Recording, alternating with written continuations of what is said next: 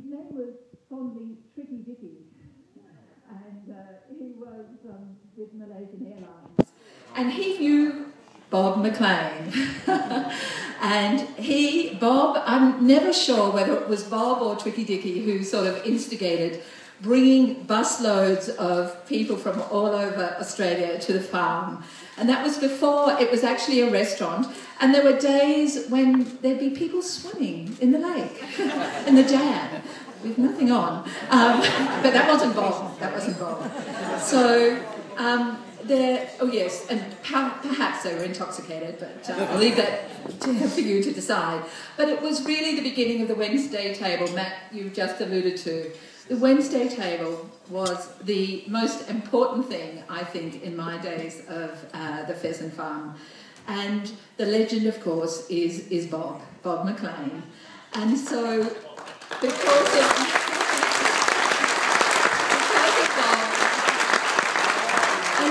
Bob, and there was Rod Schubert and Charlie Melton and Rocky O'Callaghan. Not allowed to say Rocky anymore, am I?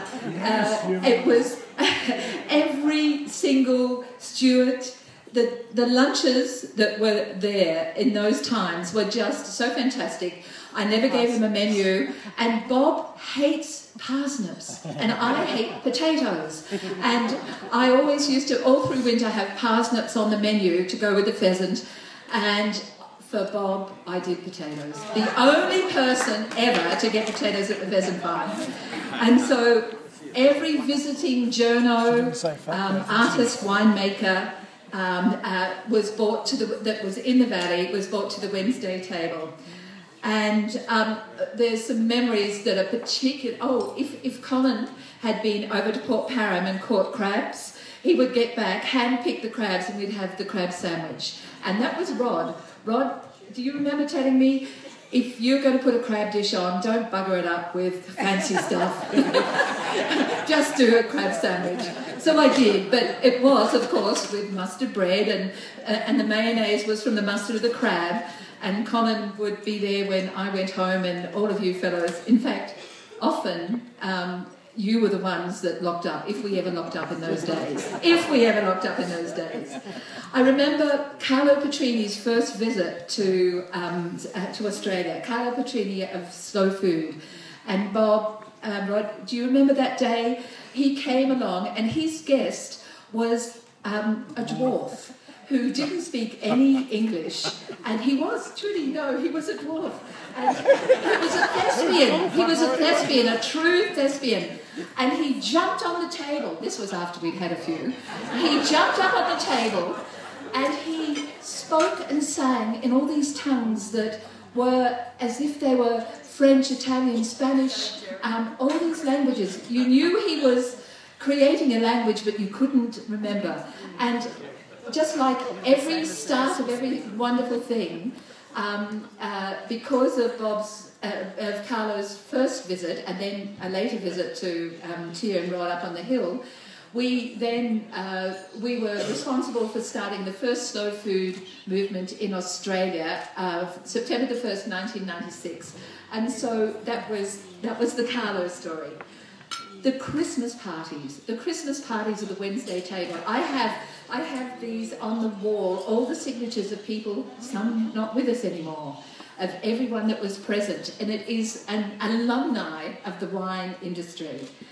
So, and Bob, the share gig we did in Sydney for the Barossa, he taught me to work the room. Bob McLean taught me to work the room. And so, if anyone deserved the Sir Lunch-a-Lot, it was you, Bob. As you know, it goes down, you are a legend, you are part of the history of the pheasant farm, which is so dear to me, and the Barossa, which is dear to us all. So, Bob, come up here. We've got to induct you as the first legend of the Legend Farm.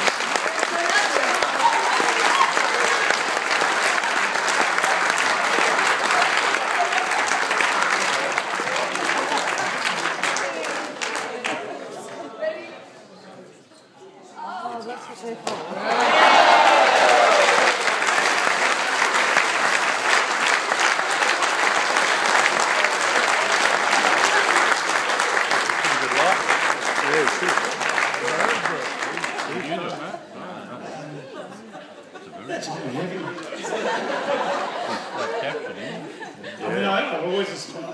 thoroughly enjoyed being so much alike. When you actually start talking about it, you've been embarrassed. When you sit there and see it, you just die. But thank you, Maggie, for the words. Thank you, Stuart and St Hannah, for remembering us all. It's very important. It's been about 10 years, I suppose, since I've really come back here. And we had a lot of fun when we built St Hannah.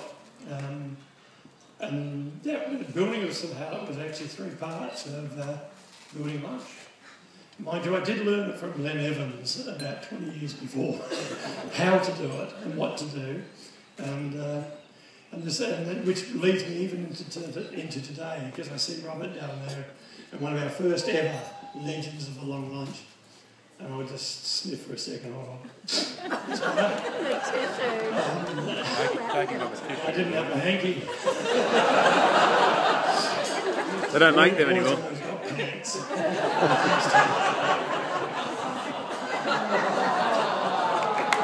And a proper one. It's a proper one. We'll watch that, we'll take it. No, I don't watch it. One of the great things about the Legends of the Lunch did start here, and it was literally Legends of a Long Lunch, a literary lunch, which is an alliteration, of course, I hope. And the idea was just to have people talk about their life, predominantly wine people and people who just love wine, and just let it roll. And Phil, I agree, you're very good, by the way. I just had to help we take 3 parts of it, because I'd like to show that to a lot of young winemakers about how we take the Barossa forward, working together as teams, as young people, new worlds. And I'll get on that in a bit. The lunch was terrific. The first, I'll just recollect the first one because it was just an absolute mind blower and a ball terror. Because we sat here we invited Len Evans to come down, the little Welshman, and he's dead now, which is sad, but we all died. He came down and we invited him to talk about what he liked about Barossa, but then we loaded up a couple other people, including Robert down there being one of them, Peter Lemon being the other, and I said, I want some stories about Len. Well, Hill Smith, who's very articulate and has a lovely wit, and then Peter Lehman, who got his wife to write all the bitchy over the other. He sat there, and they wrote, and they shafted Len beautifully. It's the best I've ever But having said that, the little Welshman, the golfer, the wine man, and the arguer, he walked up and he took them both on, both barrels. It was one of the greatest lunches we just fell spontaneously over. We couldn't walk, and that is literally what legends are built on. And I suspect the success of today, as long as St Hannah always keep good food, a lovely lunch, sitting at table is a great thing. Sitting at table with good wine is a good thing. Sitting at table and conversation is a good thing. A good speaker, talk about your experiences. I think we're supposed to pass on experiences. But that's where legends start, and if we keep that, it'll go on for another 20 years. So on that, I think that's terrific. But thank you very much for the recognition.